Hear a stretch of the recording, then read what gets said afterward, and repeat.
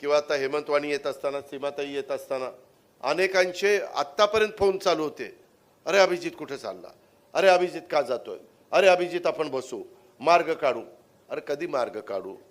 पार तुम्हाला आता शेवट सुचते मार्ग काढायचं. इतके दिवस काय झोपा काढल्या का गोट्या खायला? राष्ट्रवादी काँग्रेस पुढे चाललेली आहे आणि चव्हाण साहेबांनी सुसंस्कृत महाराष्ट्र घडवत असताना, राज्याला पुढे नेत असताना, राज्य सर्व बाबतीमध्ये प्रगतीपथावर अग्रेसर कसं राहील देशामध्ये तो विचार ते करत असताना त्यांनी नेहमी बेरीजेचं राजकारण केलं आणि तेच राजकारण करायचं आहे. कदाचित आता ज्यावेळेस बेरीज वाढते त्यावेळेस जुन्यांना असं वाटतं की बाबा आम्ही अडचणीच्या काळामध्ये पक्षाबरोबर होतो, आता मग आमचं काय होणार, मग नवीन आलेल्यांचं कसं होणार? मी तुम्हाला सगळ्यांना सांगतो, नवीन आलेल्यांचा निश्चितपणे सन्मान तर केलाच जाईल, कारण त्यांनी एक चांगला निर्णय घेतलेला आहे. परंतु त्याचबरोबर जुन्यांचा पण मान राखलाच जाईल. म्हणजे जुन्यांचा मान राखणं आणि नवीनांचा येणाऱ्यांचा सन्मान करणं ही राष्ट्रवादी काँग्रेस पक्षाची भूमिका आहे आणि आपल्याला त्या पद्धतीनं जायचं. नवीन काही कार्यकर्ते आत्ता पण आमदारकीच्या निवडणुकीमध्ये काही नवीन, मनोज कायंदे एक नवीन कार्यकर्ता होता, त्याला पहिल्यांदा आपण तिकीट दिलं, ते निवडून आले. आज उत्तम पद्धतीनं बुलढाण्यामध्ये सिंदखेड राजा जिजाऊंचा जन्म झाला, त्या राजमाता जिजाऊंचं भागाचं प्रतिनिधित्व ते विधिमंडळामध्ये त्या ठिकाणी करतायत. आज आपले प्रांताध्यक्ष रायगड, जिथं महाराजांची राजधानी होती, त्या रायगडचं प्रतिनिधित्व आपले प्रांताध्यक्ष त्या ठिकाणी करतायत. मी ज्या जिल्ह्याचा पालकमंत्री आहे तिथं महाराजांचा जन्म झाला आहे, शिवनेरी किल्ला, तिथं आज आपण पालकमंत्री पद भूषवतोय. सांगायचं तात्पर्य की महाराजांचा जन्म झालेल्या ठिकाणी, महाराजांचा जे काही राज्याभिषेक झाला ते ठिकाण असेल किंवा ह्या सगळ्या वेगवेगळ्या जिजाऊंचा जन्म झालेलं ठिकाण असेल, या ठिकाणी एक राष्ट्रवादी काँग्रेस पक्षाला चांगल्या प्रकारची साथ देण्याचं काम त्या भागातल्या जनतेने केलेलं आहे. आपल्याला अजून पुढं जोमाने जायचं आहे. आपल्याकडं वेळ कमी आहे आणि आपल्याकडं आव्हानं जास्त आहेत, काम जास्त आहे आणि इथून पुढं काम करत असताना काही काही ठिकाणी तुम्हाला काम करताना प्रतिकूल परिस्थितीवर मात करून काम करावं लागतं, ह्याची पण मला जाणीव आहे. कारण तुम्हाला उद्याच्याला आत्ता पण अभिजित येत असताना किंवा आता हेमंतवाणी येत असताना, सीमाताई येत असताना अनेकांचे आत्तापर्यंत फोन चालू होते. अरे अभिजित कुठे चालला, अरे अभिजित का जातोय, अरे अभिजित आपण बसू, मार्ग काढू. अरे कधी मार्ग काढू?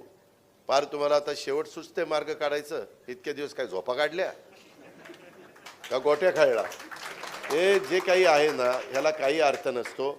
बऱ्याचदा ती व्यक्ती ज्यावेळेस तिथनं बाजूला जात असते त्यावेळेस त्या व्यक्तीचं महत्त्व कळत असतं आणि आजूबाजूला असताना त्या व्यक्तीचं महत्त्वच कळत नाही. तशा प्रकारची परिस्थिती आपल्यातले अनेक, म्हणजे आज धुळ्याचे, हिंगोलीचे, बाकीचे आमचे वेगवेगळ्या भागातून आलेल्या सहकाऱ्यांच्या बाबतीमध्ये देखील तसंच घडलेलं आहे आणि म्हणून आजचा दिवस दिला होता. खरं प्रांताध्यक्ष पण आत्तापर्यंत होते, परंतु अजून काही महत्त्वाच्या त्यांच्या मीटिंग होत्या आणि तिथं पण लोकांशी चर्चा करायची होती. मग मी त्यांना सांगितलं की काळजी करू नका, अभिजितजी, हेमंतजी, सीमाताई, जावेदराज, चंद्रकांत अहमद, नसीर खान, ह्या सगळ्यांचा पक्षप्रवेश मी माझ्या उपस्थितीमध्ये त्या ठिकाणी घेतो.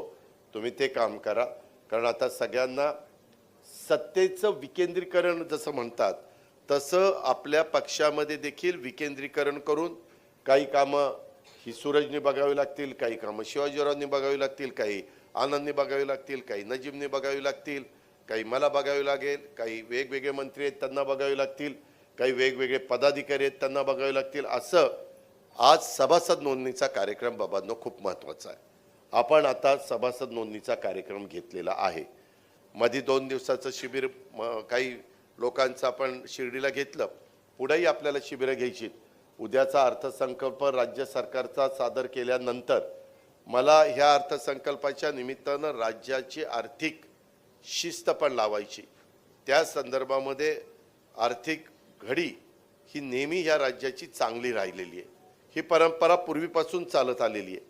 कालच्या निवडणुकीच्या निमित्तानं आपण खूप वेगवेगळ्या पद्धतीनं घोषणा त्या ठिकाणी दिल्या आणि आता एक लोकांच्यात असा संभ्रम, आता काही बंद होणार का काय होणार, मी माझ्या लाडक्या बहिणींना ह्या कार्यक्रमाच्या निमित्ताने सांगतो, महाराष्ट्रातल्या लाडक्या बहिणींना सांगतो, तुमची योजना आम्ही अजिबात बंद करणार नाही.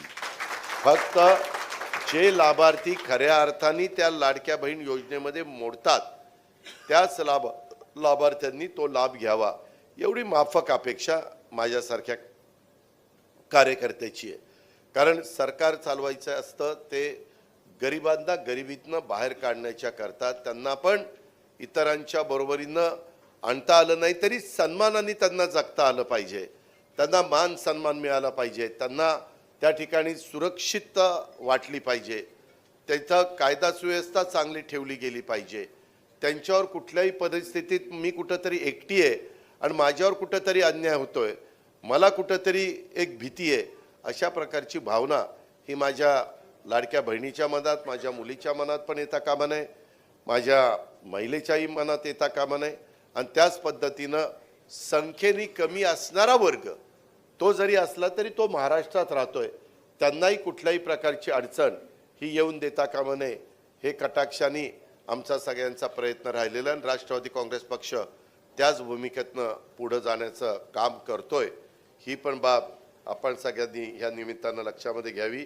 एकंदरीतच आज ज्यांनी ज्यांनी प्रवेश केलेला आहे ते अभिजित, हेमंतजी, सीमाताई, जावेद, चंद्रकांतजी, नसीर खान, वसीम पिंजारी, तेजस रणसिंग, राज चौधरी, महेंद्र सिरसाट अशा अनेक मान्यवरांनी आणि त्यांच्याबरोबर असंख्य कार्यकर्त्यांनी प्रवेश केलेला आहे. त्यांना पक्षामध्ये प्रवेश करण्याच्या करता ज्यांनी ज्यांनी प्रवृत्त केलं, मग नजीम असेल किंवा आमचा आनंद असेल किंवा इतर सहकारी असतील, त्यांनाही मी धन्यवाद देतो. आणि इथून पुढं अजूनही चांगले चांगले सहकारी जे थोडेसे दुर्लक्षित राहिलेले आहेत त्यांना आपल्याबरोबर कसं आणता येईल अशा प्रकारचा प्रयत्न महाराष्ट्रामध्ये काम करणाऱ्या राष्ट्रवादी काँग्रेस पक्षाच्या कार्यकर्त्यांनी करावा. परवाच आम्ही जालन्यामध्ये जाऊन माजी आमदार आणि त्यांच्या असंख्य कार्यकर्त्यांचा पक्षप्रवेश केला आहे. पुढं मी नांदेडला पण जाणार आहे, तिथंही पक्षप्रवेश आहेत.